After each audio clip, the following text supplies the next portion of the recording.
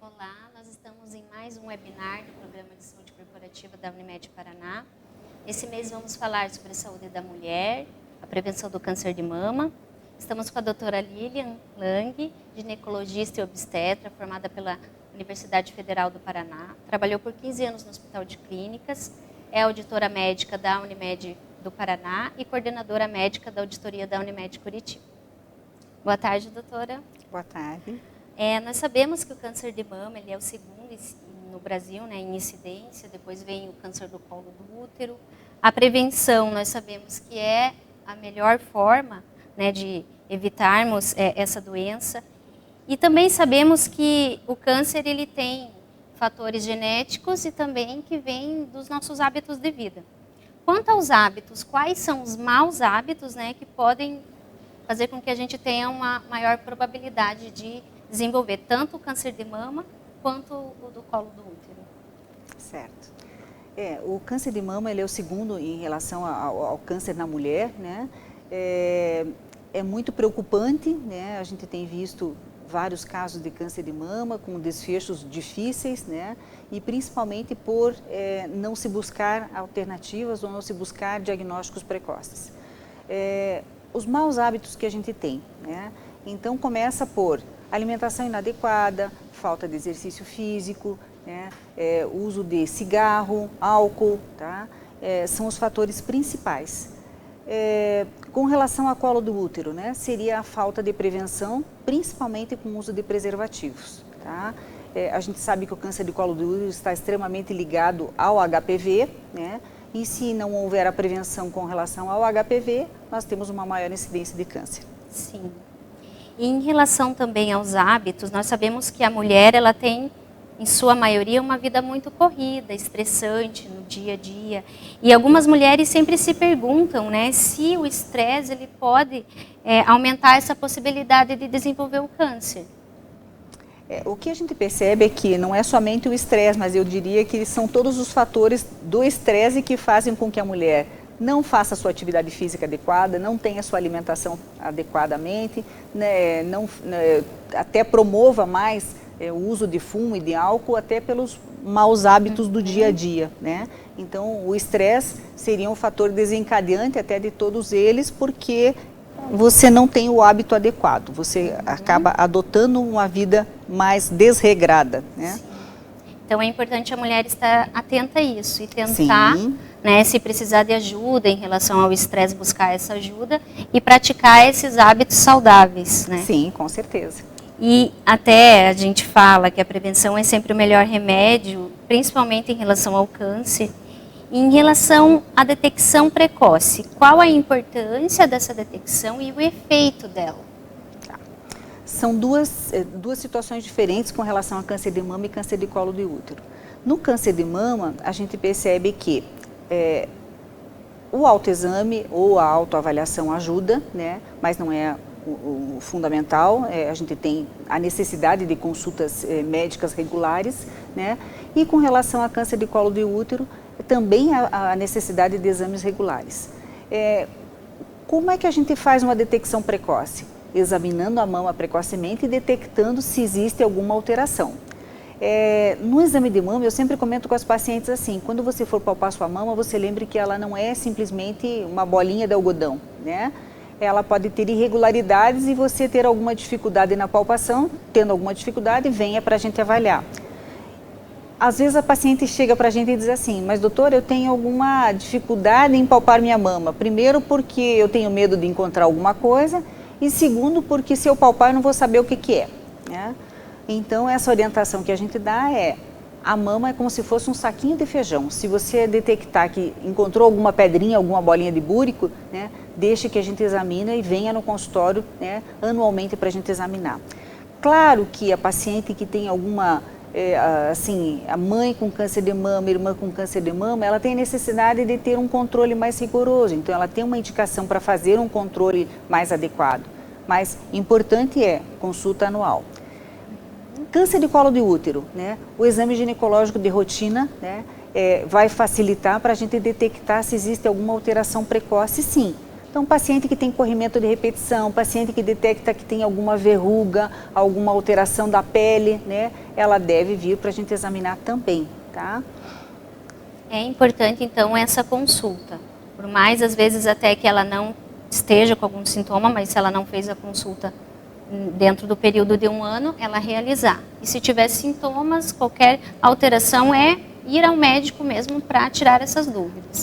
A gente tem no Brasil a regularidade de consultas anuais, isso pelo INCA é determinado, né, que a consulta ginecológica tem orientação para ser feita anualmente, né?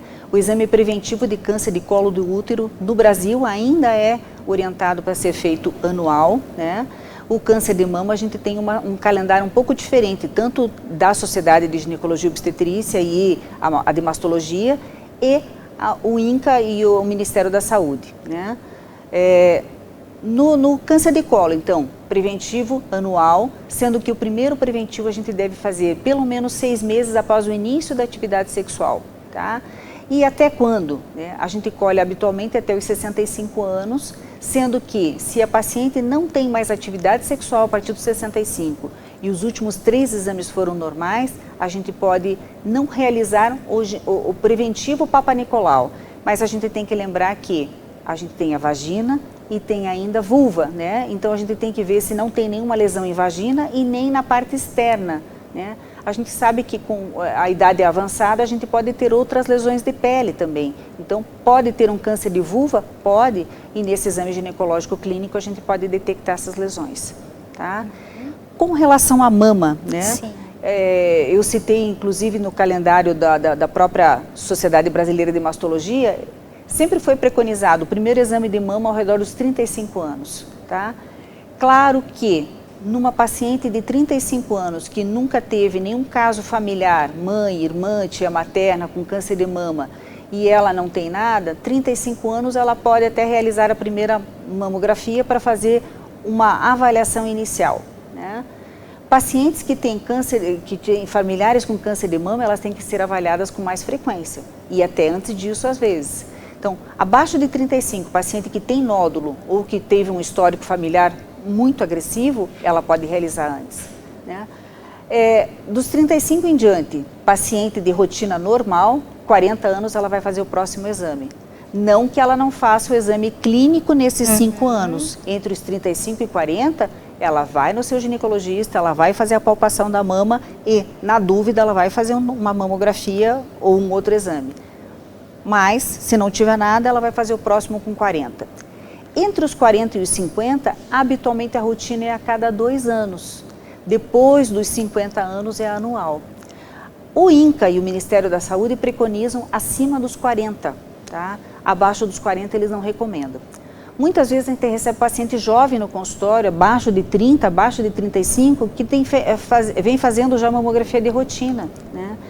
Este exame também não é tão inócuo. Isso não é bom, né? É uma radiação, né? Então a gente procura orientar aqui. Abaixo dos 35, se a gente tem uma dúvida, primeiro vamos fazer uma ecografia de mama. A ecografia já é suficiente para muitas avaliações, né?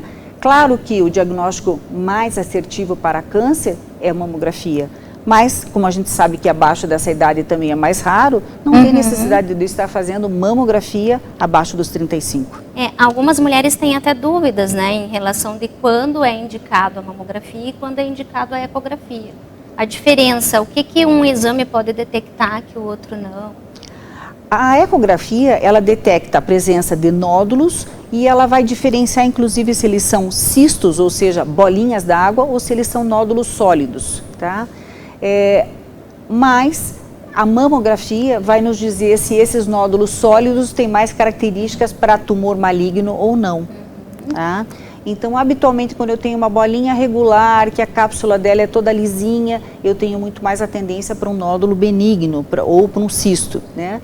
Quando eu tenho uma estrela, quando eu tenho um nódulo sólido, que ele é espiculado, né? Eu tenho muito mais a incidência para um câncer de mama. E vou conseguir detectar muito mais numa mamografia do que numa ecografia de mama. Em algumas situações de mamas muito densas ou com dúvida, eu ainda tenho o recurso de ressonância de mama. E daí tem o critério técnico, né, para ser realizado. E ainda, recentemente, apareceu uma tomografia de mama também, né? e ela também é específica para alguns nódulos duvidosos, tá? Ainda não tem na nossa cobertura de rol e não está nas nossas tabelas, né? Mas ela, a tomossíntese da mama, mas ela também é mais um recurso utilizado atualmente. O importante é até as mulheres entenderem que existem esses diversos tipos de exame, mas que nem todos são para todas as mulheres em todos os casos. Isso quem vai detectar e a necessidade vai ser o médico que está fazendo ali, né? O exame, que está fazendo o histórico clínico da mulher para poder ver qual que é para cada momento, né? Ah, sim. Inclusive para você dizer, né? Veja, não tenho necessidade de estar irradiando a sua mama a cada 6 meses ou a cada ano, né? Não tem necessidade. Porque aí, muito às mais vezes, arriscado. As mulheres acham que, eu tenho que fazer. Mas você tem um risco dentro, né? Tem realizando esses exames, a gente não pode esquecer disso. Com certeza. E até, doutora, quando você falou do autoexame, hoje existem mulheres que têm dúvidas se elas têm ou não têm que fazer o autoexame, se eu tenho que fazer quando, para minha idade o autoexame é adequado, se eu tenho alguma dúvida, o que eu faço? O autoexame pode ser feito em qualquer fase, desde da adolescente, né, quando está começando a criar um botãozinho mamário, onde ela tem algumas dúvidas e é um botãozinho, normalmente uma glândula dolorosa, é difícil de palpação para a paciente, né, até a idosa. O que a gente percebe? Muitas pacientes chegam para a gente e dizem assim, puxa, eu não vou sentir nada, não vou saber de nada, né? A gente recomenda que se faça no período pós-menstrual, porque no pré-menstrual, habitualmente, a mama é mais inchada, mais dolorosa, tá? Então, no pós-menstrual, de preferência na hora do banho, tá? Chuveiro, água, mão ensaboada, mão direita para palpar a mama esquerda, mão esquerda para palpar a mama direita. Passar a mão ao redor de toda a mama como se fosse um ponteiro de relógio, dá toda a volta e, por último, palpa embaixo do mamilo também. Troca de mão para palpar a outra mama, tá? Não esquecer de dar uma olhada também na região da axila, palpar a região da axila, né? Identificar se existe algum nódulo. Às vezes a gente encontra nódulo na axila só porque a gente teve uma cutícula puxada na mão, pode fazer um processo inflamatório e fazer um nódulozinho em axila. Mas normalmente ela é uma bolinha que é móvel, é molinha, né? É diferente de um tumor da mama que vai fazer uma bola endurecida na axila, tá? Isso em qualquer fase. Encontrou alguma bolinha como se fosse uma bola de búrico ou uma pedrinha? Vá no seu médico consultar. Não fica esperar para ver se ela vai crescer ou se ela vai mudar, né? Vá consultar. Primeiro vai fazer uma palpação. Eu posso ter um nódulozinho porque a mama ficou com algum ducto de leite ou algum ducto de líquido retido. Eu posso ter uma sensação de nódulo porque eu tive uma espinha na pele. Eu posso ter um nódulo benigno, que é um fibroadenoma, por exemplo, né? Um carocinho que fica ali embaixo da glândula. E isso não é um câncer, né? Mas, claro, eu tenho que diferenciar se não é um câncer também com outros exames daí. E a palpação da gente é muito mais específica, né? A gente vai saber dizer, esse nódulo está soltinho, então esse nódulo está mais endurecido, mais repuxado. Tudo tem uma avaliação mais adequada. E é muito importante a mulher se conhecer, né? Conhecer o seu corpo para perceber algumas mudanças. E aí até em relação a algumas alterações, por exemplo, a saída de líquido da mama é algo que a mulher tem que ficar atenta. Sim. Então, a gente chama de descarga papilar, né? Apertou o bico do seio, saiu um líquido. Esse líquido é branquinho, transparente, né? Vamos perguntar? Vamos perguntar. Então, a gente habitualmente já vai ver com a paciente assim, tá tomando anticoncepcional? Pode ter saída de líquido. Tá tomando antidepressivo? Pode ter saída de líquido. Tá tomando algum remédio antihipertensivo? Também pode ter saída de líquido, né? Líquido claro, tá? Vamos avaliar. Mas, de repente, saiu um líquido marrom, um líquido sanguinolento. Opa, vamos avaliar de uma outra forma diferente, né? Aí, se for sanguinolenta a secreção, a gente tem que encaminhar esse material, colher uma lâmina com esse líquido e mandar para um laboratório para a gente identificar se tem alguma chance da gente ter um câncer, tá? E aí, a gente vê assim, existe câncer na glândula da mama e existe câncer nos ductos que levam o leitinho da glândula até o bico. São dois tipos diferentes, né? Então, habitualmente, esses que têm um líquido amarronado são muito mais do ducto da glândula e não da glândula. Então, tem essa diferença também que só a gente para poder fazer uma avaliação adequada. Sim. Tá? Ressaltando que vocês podem mandar perguntas no chat, que daí ao final da conversa a gente passa para a doutora Lilian poder responder a vocês. Até em relação quando, né, você estava explicando a questão da mulher, da menina, a gente sabe que a gente passa por fases, nós somos crianças, depois adolescentes, adultos, idosos, né? Então, em relação a essas fases, quais são os detalhes que a mulher tem que estar atenta, que a mãe que tem uma filha tem que estar atenta, né? Quando levar ao médico a primeira vez. Então, esses detalhes, assim, nas fases de vida. A gente recebe crianças em consultório muitas vezes porque a mãe diz assim, nossa, está crescendo o pelinho, né? Ou então, nossa, já está aparecendo o seio, né? E a preocupação sempre é com relação a quando que a menina vai menstruar, né? Então, o padrão brasileiro de início das menstruações é ao redor de 12 anos, né? Uma criança que começa a desenvolver mama, pelo, ao redor de 8 anos, né, a gente tem que ficar preocupado, porque ela pode desenvolver uma puberdade precoce, né, e isso ser difícil tanto para desenvolvimento dela, quanto para crescimento até em estatura, né. Quando as meninas menstruam, habitualmente elas começam a, digamos assim, praticamente para o crescimento. Esse crescimento. Isso, né. Então, se uma menina está com desenvolvimento precoce, ela tem que ser tratada precocemente. As mães às vezes perguntam assim, quando que eu levo a menina para consultar, né? Notou que está tendo alguma alteração, pelo, mama, leva para consultar, né? E eu sempre digo assim, essa avaliação inicial, ela não é uma consulta ginecológica, ela é muito mais uma conversa para explicar para a criança o que está acontecendo, né?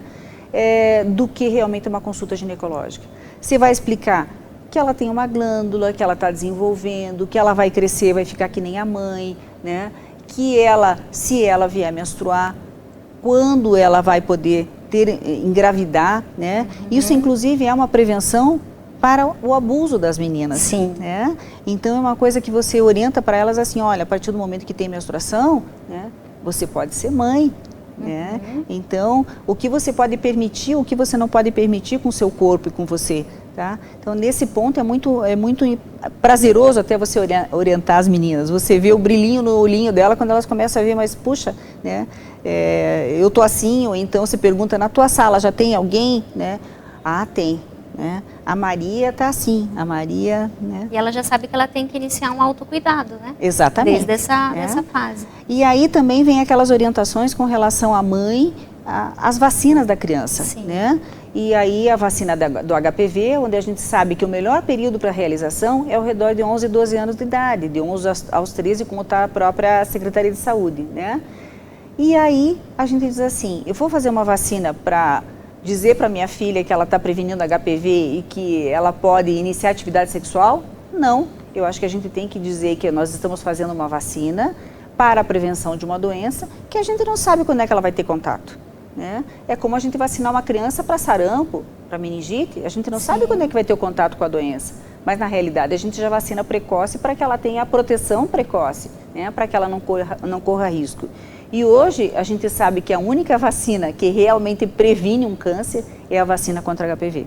Essa a gente pode dizer que realmente... Essa é comprovadamente. Comprovadamente. Ela faz essa... Exatamente. E para os meninos é importante também, né? Os meninos também, né? Porque, se veja, o filho pode não ser... Eu não estou preocupada se ele vai ter câncer. Não, eu tenho que estar também, porque também pode ter câncer de pênis, né? Mas eu tenho que lembrar que ele pode ser um portador para as meninas. Então, é uma dupla função dos meninos. Eu acho que a proteção é total, né? Eu acho que tem que ser feita nos dois, tá?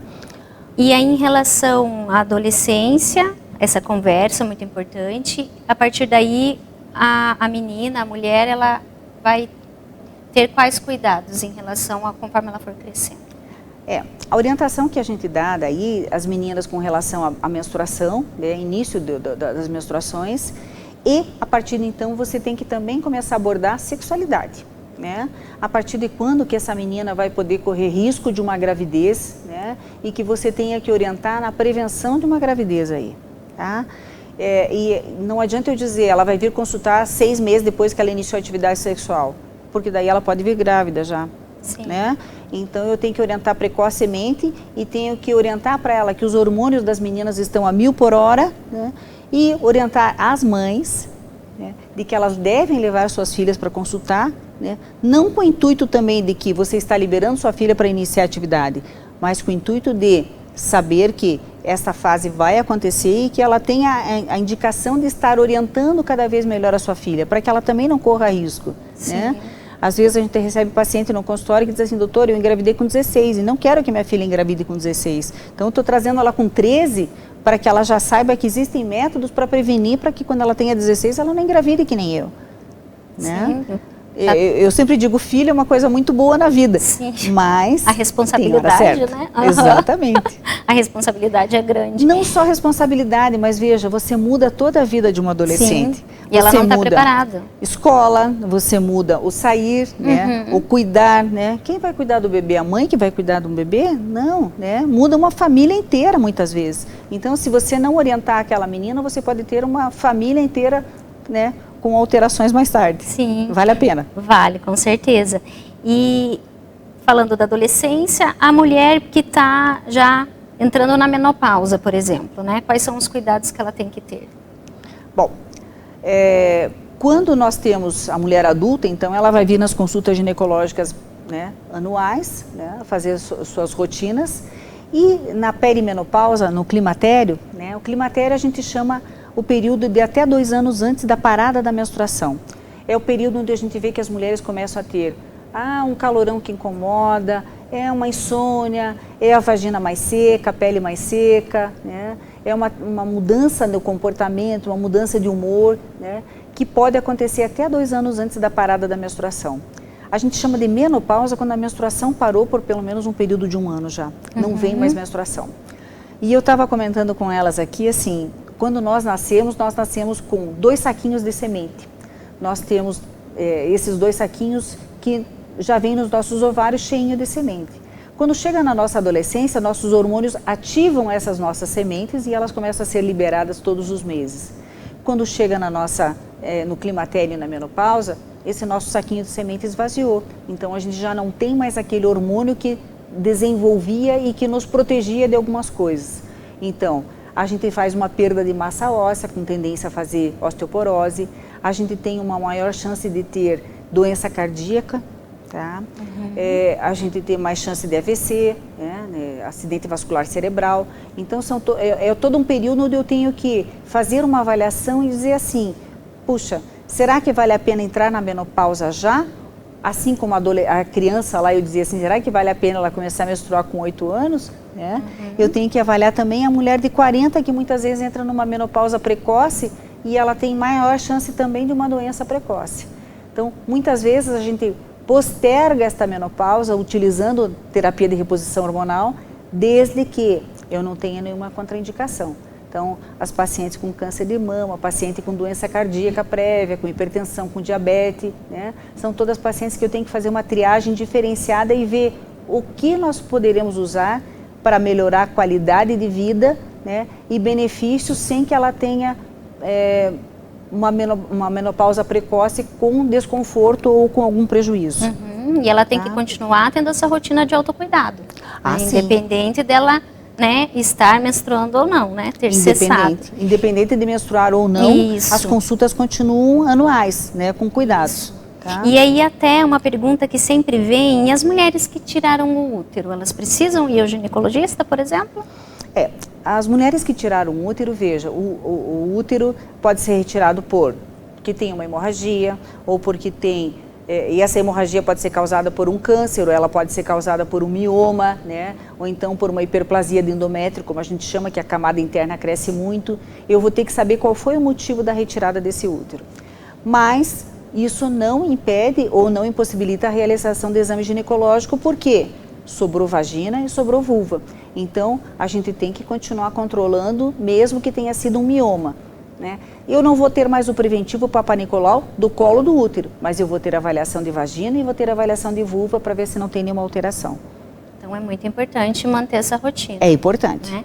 E até voltando à questão hormonal, quando a gente fala de hormônio, a gente lembra, né, do anticoncepcional. Como são esses cuidados em relação a isso?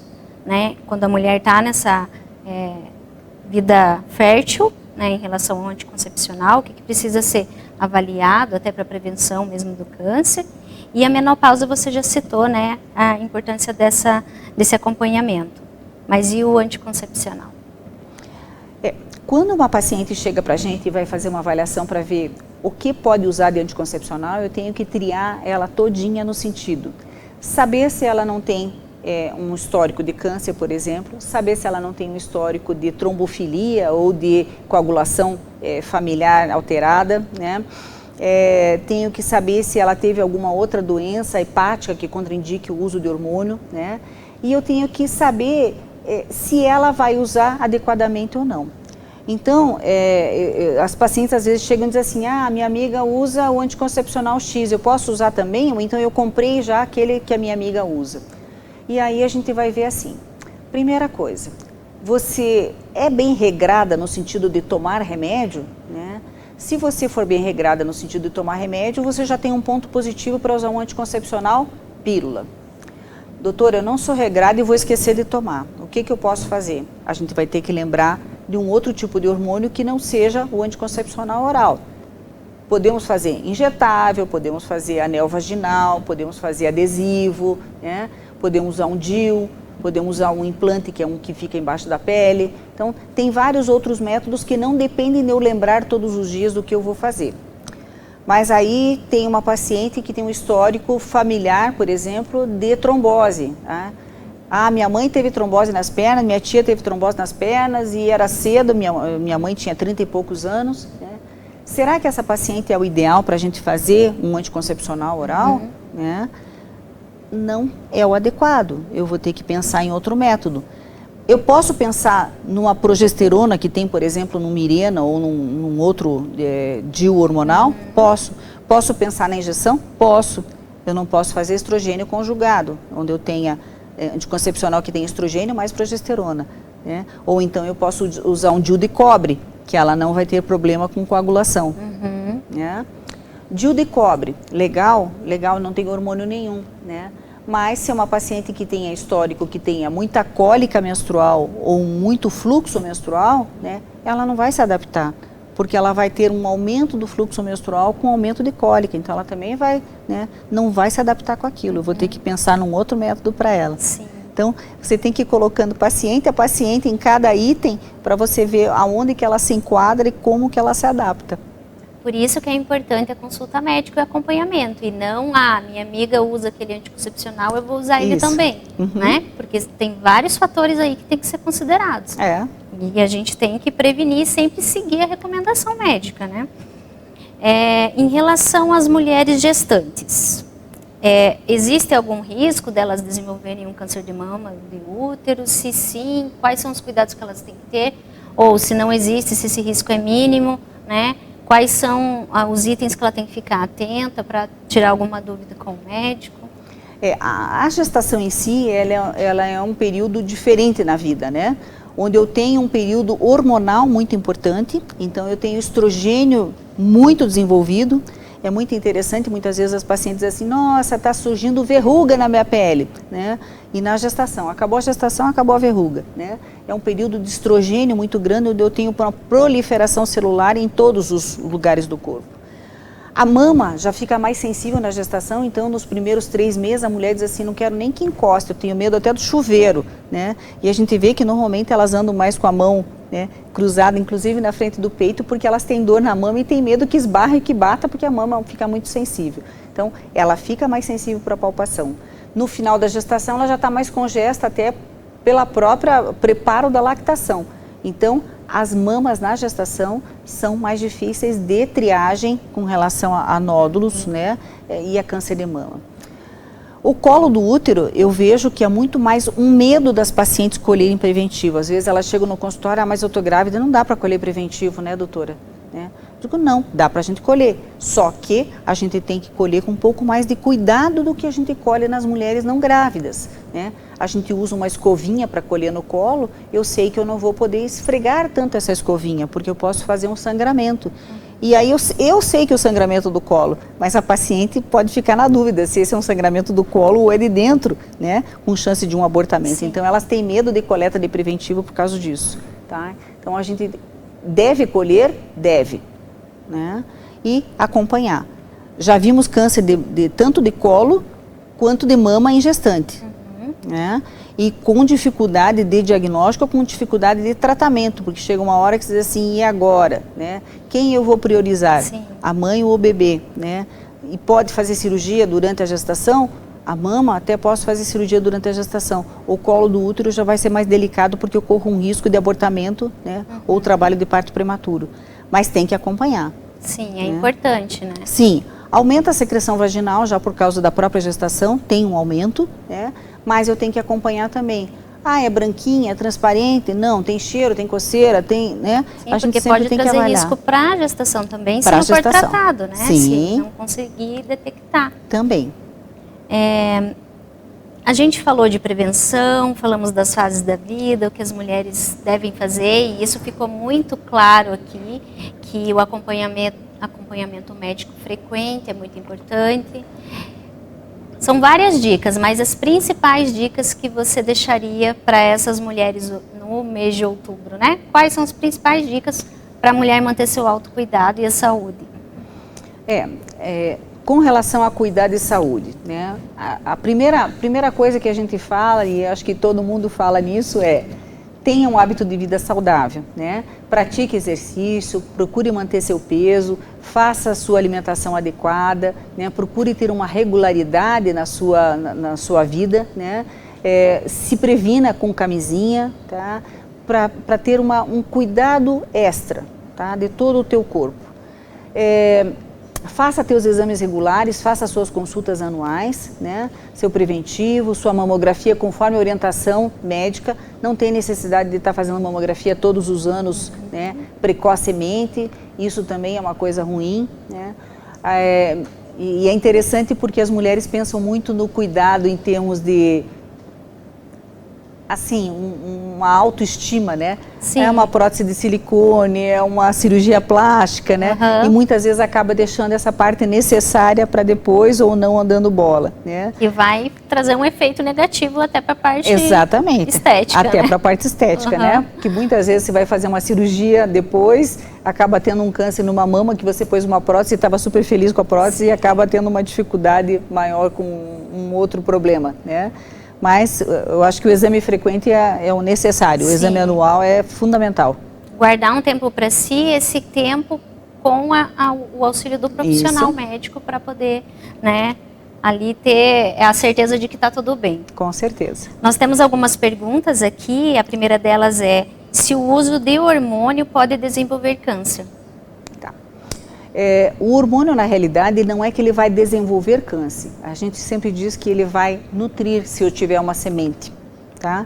É como a história da gestação, né? Uma paciente que tem um histórico familiar, tem uma tendência familiar de um câncer e ela engravida, ela pode desenvolver um câncer porque aquele hormônio dela está mais aflorado. É a mesma coisa de eu dar um hormônio externo numa mulher que já tem uma predisposição. Então, não é que ele vá desenvolver ou criar a raiz já estava lá, ele só nutriu a raiz. Sim. Tá? Para pacientes que têm histórico de câncer de mama na família, no caso a mãe, qual é a recomendação em relação aos anticoncepcionais ou métodos contraceptivos hormonais? Eles podem aumentar a chance de câncer nesses casos? A gente vai ter que examinar caso a caso e identificar. E veja, nem todos os cânceres de mama, eles são familiares genéticos. Então, tem alguns que têm daí estrogênio e progesterona, né? E que são geneticamente passíveis de você adquirir, né? E que são mais suscetíveis daí ao hormônio. E aí a gente vai ter que avaliar. Muitas vezes, a única indicação vai ser um DIU de cobre, porque esse não vai ter hormônio nenhum, né? Então, a gente vai avaliar caso a caso. Como deve ser o autoexame para mulheres com prótese? A dificuldade é maior devido à prótese em identificar os nódulos? A prótese de mama, numa mulher que faça normalmente a parte estética, ela é colocada por trás da glândula ou sob o músculo, né? Quando ela é colocada atrás da glândula, a glândula está na frente e a palpação é a mesma, não tem dificuldade nenhuma, tá? Vai ser igual a qualquer mulher. Aquela mulher que colocou uma prótese de mama numa mama que já foi feita uma mastectomia, digamos, ela já retirou a glândula, ela vai ter a palpação só da glândula, Só da prótese, desculpe, né? Então, a palpação da prótese não tem sentido, porque vai ser só para identificar se tem alguma rotura ou alguma dobradura, né? Mas, normalmente, nas estéticas, eles colocam por trás da glândula, então a glândula pode ser palpada da mesma maneira. A dificuldade, às vezes, fica nas bordas, que a gente palpa muitas vezes a borda da glândula e a borda da prótese. Então, a gente, às vezes, tem a sensação de que ali tem um cordão ou tem um nódulozinho, mas não é. É só a borda da prótese mesmo, né? Mas só avaliação médica para dizer, né? Se ela não tem dobradura ou a borda. Tá. Se na ultrassom de mamas foi identificado nódulos, cistos líquidos, qual o melhor tratamento para o desaparecimento desses nódulos? A ecografia identificando cistos, muitas vezes esses cistos não têm a necessidade de retirada, tá? Quando eu tenho cisto grande, eu posso fazer punção dele com agulha mesmo, tirar o líquido, mandar para exame e observar. Muitas vezes eles são desenvolvidos por hormônio e simplesmente eles vão desaparecer sozinho, tá? E às vezes também por radicais livres, e a gente observa assim, paciente que toma muito café, chá, chocolate e queijo, que são as xantinas, tem uma maior tendência a ter uma mama mais densa e muitas vezes mais cistos, né? E isso a gente pode tratar muitas vezes até com vitamina E e com dieta adequada. Veja, não é todo mundo, a gente está falando que algumas vezes, então eu tenho que avaliar. Esse cisto pode ser só uma bolinha d'água de retenção de líquido e que vai melhorar com esse tipo de conduta. Às vezes ele é grande e eu tenho que puncionar, né? Mas os cistos, habitualmente, eu posso observar, eu não preciso retirar. Sim. Minha afilhada, com 9 anos, tomou vacina de HPV. Está certo nessa idade? Pode ser feita a partir dos 9 anos. Não tem necessidade de se aguardar aos 11, 13 anos. Pode ser feito com 9. Está super certo, né, que a mãe levou ela para tomar vacina. Isso, os pediatras têm recomendado cada vez mais cedo mesmo. Sim. Né? Então, 9 anos já é uma idade que pode ser feito. E veja, de repente essa é uma menina que pode ter um desenvolvimento precoce, o pediatra achou necessário fazer mais precoce, né? Então é uma recomendação boa. Existem benefícios de trocar o anticoncepcional via oral pelo DIU a partir de 40 anos? A partir de 35, 40 anos a gente tem um pouquinho mais de receio com o uso do estrogênio, tá? E principalmente na paciente fumante, nas pacientes que têm uma vida mais desregrada, tá? Então, existe a recomendação ou de usar uma pílula que seja à base de progesterona ou de usar um DIU que tem hormônio, né? Ou até o DIU sem hormônio, tá? Vai ser um controle a mais, vai ser uma prevenção a mais. Embora hoje em dia a gente tenha usado algumas pílulas com estrogênio e progesterona como terapia de reposição. O paciente já vinha usando porque usava como contracepção e ela mantém utilizando, né, como uma terapia de reposição hormonal. Ela vai postergar a menopausa. Vai demorar mais para ela chegar na menopausa porque ela está usando um hormônio externo. Sim. Muito obrigada, doutora. Nossa conversa foi muito boa. Nós aprendemos muitas coisas hoje aqui. E gostaríamos de deixar a mensagem do autocuidado, que a mulher tenha um tempo para si, tenha hábitos saudáveis, como a doutora colocou aqui, que são fundamentais para a prevenção de qualquer câncer, e façam a sua consulta médica com frequência ali com o seu médico de confiança. Muito obrigada e até mais. Obrigada.